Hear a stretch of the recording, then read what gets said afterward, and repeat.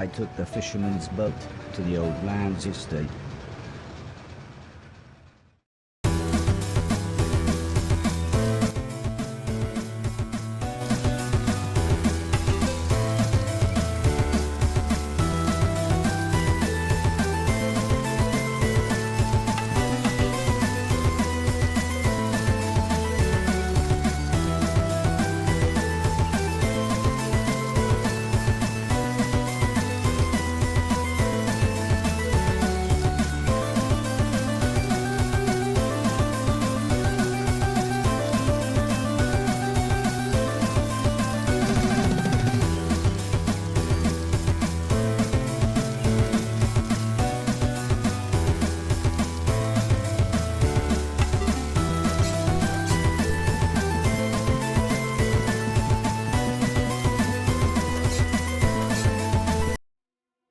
I knew you would come back here, came a horribly familiar voice. I should have made sure you were dead when I had the chance. It was the man in black. I have personally modified your nice virus, and now, with one flick of a switch, I'll finish the job.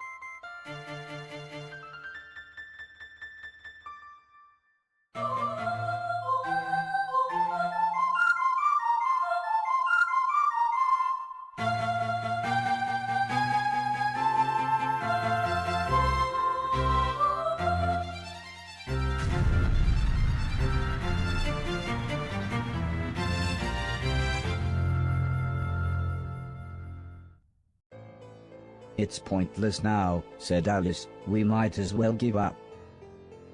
I don't know, maybe we can arrange a truce. I mean, if we agree. But Sim couldn't even finish his sentence. Mrs. Silton just sighed. I think she was lost for words. We really need Barry and Logan if we're going to recapture their house, said the old lady. Mrs. Silton explained she had phoned him earlier. Apparently he sounded fine, at least until she mentioned coming home. Then he started screaming.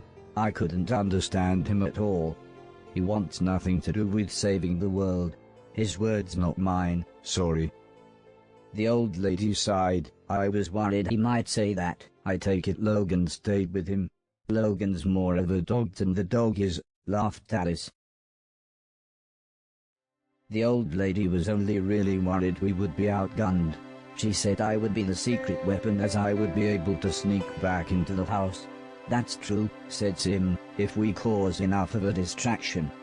As long as you can get up to the roof, we'll be able to take control of the satellite. Hopefully the virus hasn't reached all the other robots around the world. Suddenly, all hell broke loose. The old lady, Alice and the others opened fire. This was just the distraction I needed to make my way up to the roof.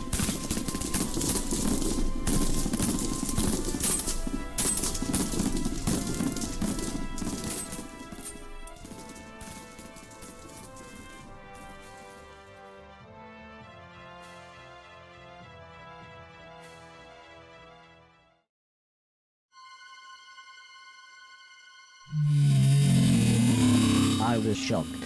However, this time not just by the giant brain, but rather what the man in black had done to him. I do not want to, said Mr. Deck, but I will shoot you if I must. Why don't you give up, said the man in black. Anton knew which side was right. Why don't you join us? I know we've had our differences, but I see potential in you. You could be my new right-hand man. You see, there's a link between you and I. Without me you wouldn't even be here. The two brothers designed and built you. But what nobody ever told you is, they were funded by their third brother. Me. I was speechless. How could he, this completely evil man, have something to do with my creation?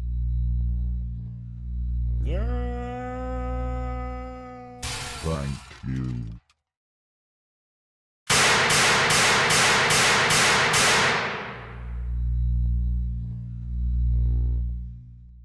A minor setback, said the man in black as he disconnected a piece of the satellite hardware. I just need to take this core unit and hitch it up to one of the killbots. In fact, that will make the virus signal even stronger. Mr. Deck, said the man in black, would you be so kind as to watch the robot? Shoot him if he tries anything.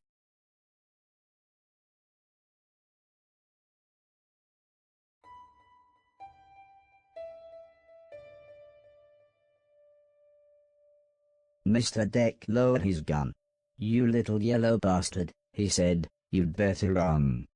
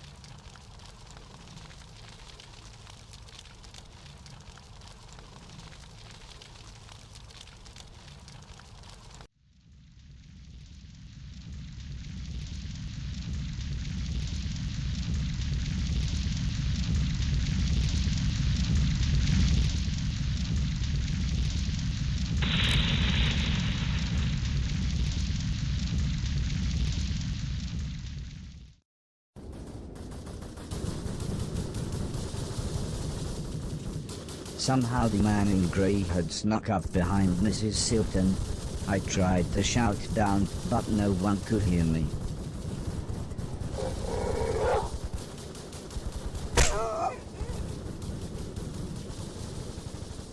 "Oi," shouted a familiar voice. "Step away from my wife."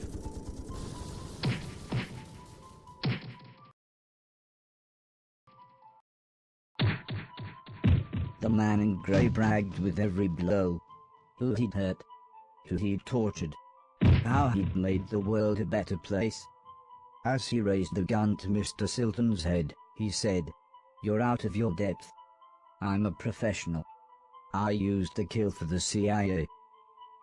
Mr. Silton just smiled and said, "Yeah. And I'm a proper c***."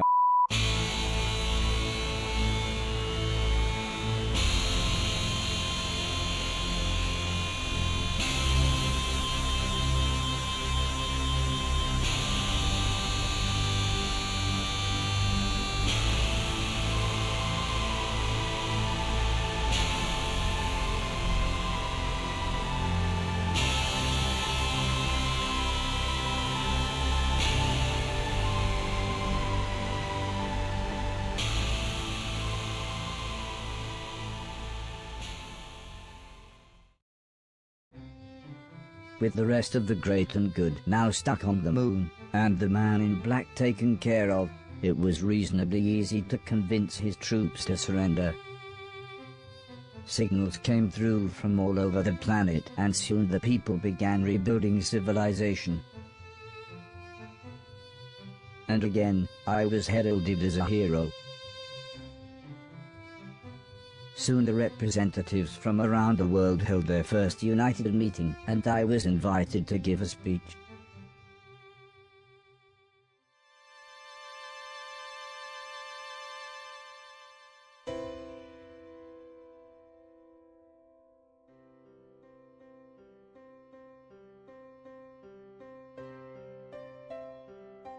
The old lady gently examined me, while Sim attached a cable from the diagnostic machine.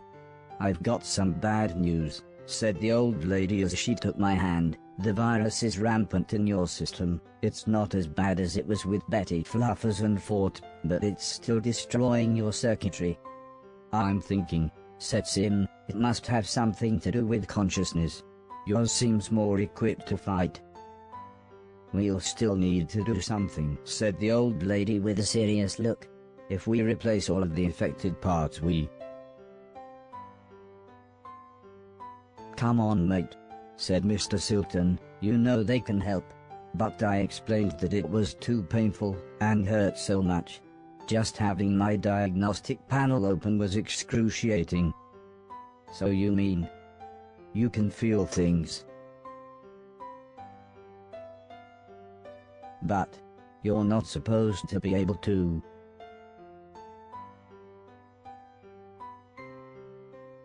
"The virus hasn't completely taken over," Sim explained. "But I don't know how long you've got, maybe months, maybe years. When you, well, if it all gets a bit too much," said the old lady, "come back here and we'll look after you. You should try to get everything done that you want to before then, though," said Sim. "You know, maybe complete your quest, get your million things, play some games, I mean just do all the things, bucket list mate." Interrupted Mr. Silton, "Go paint the town red." "Remember," said Alice, "should you need us."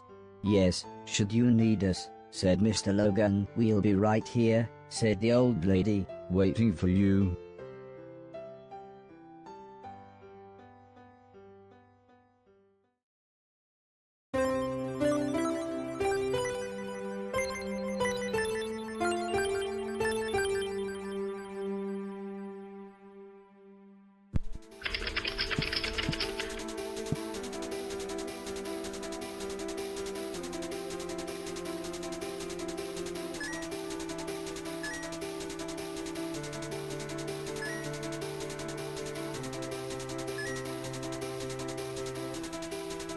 Over the next couple of months I started to get slower and slower.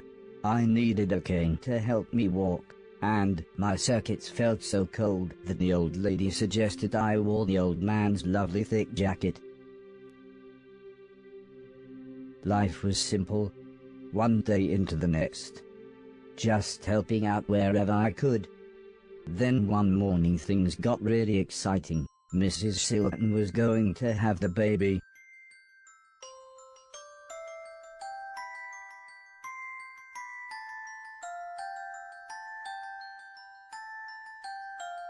Eventually, after much screaming and cursing, mostly from Mr. Silton, the baby was born. He was this lovely little squishy pink thing, but for some reason he wouldn't stop crying. Alice suggested getting him a teddy bear, but there was no way Heather was giving hers away. That's when I remembered something.